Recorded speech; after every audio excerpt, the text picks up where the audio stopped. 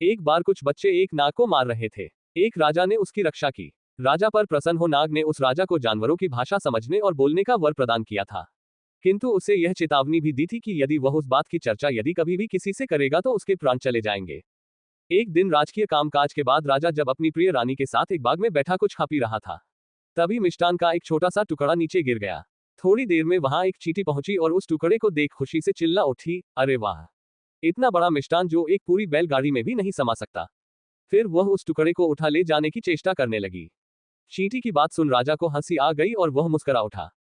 रानी ने राजा से उसकी मुस्कान का कारण जानना चाहा, किंतु राजा ने उसकी बात टाल दी। उस रात राजा जब अपने शयन कक्ष में पहुंचा तो रानी ने उसकी रहस्यमयी मुस्कान का कारण जानने के लिए तरह तरह का नाटक किया। अंततः राजा को हार माननी पड़ी और उसने रानी से कहा कि यदि वह कारण बताएगा तो उसकी मृत्यु हो जाएगी।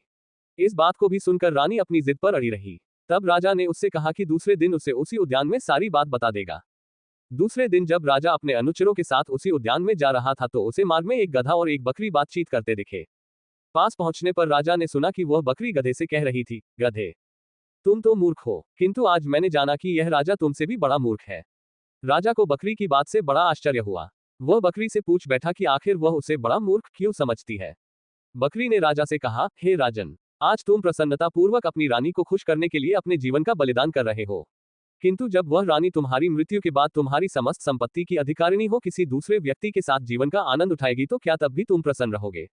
बकरी की बात सुनकर राजा का विवेक जाग उठा। वह अपने जीवन का मूल्य समझने लगा। जब राजा बाग पहुंचा तो उसने रानी से कहा, रानी, मैं तुम्हें अपनी मुस्कान का कारण बताने को तैयार हूं, किंतु एक शर्त है। तुम्हें 100 कोड़े खाने पड़ेंगे, क्योंकि भेद बताने पर मेरे तो प्राण तत्काल निकलेंगे।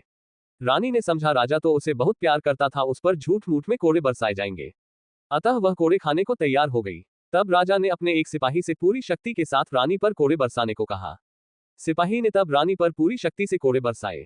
जैसे ही कोड़े वाले ने रानी को एक कोड़ा मारा वह चीख उठी, आह, बहुत दर्द होता है, मुझे कोड़े से नहीं मारो, मुझे राजा के मुस्कान का रहस्य भी नहीं जानना है। तब राजा ने कोड़े वाले से कहा कि वह और जोर से रानी पर कोड़े बरसाए, क्योंकि उसे अपने पति की मौत स्वीकार थी, किंतु एक कोड़े की चोट भी नहीं। कोड़े वाले ने जब फिर से रानी पर कोड़ा बरसाने को हुआ तभी राजा के मंत्री ने राजा से आग्रह किया कि वह रानी को क्षमा कर दे। राजा ने रानी को क्षमा तो कर दिया, किंतु वह मान सम्मान और प्यार फिर कभी भी प्रदान नहीं किया। कहानी से सीख, अपने भेद किसी को नहीं बताने चाहिए। शिक्षात्मक कथाओं से जुड़े रहने के लिए कृपया चैनल सब्सक्राइब करें।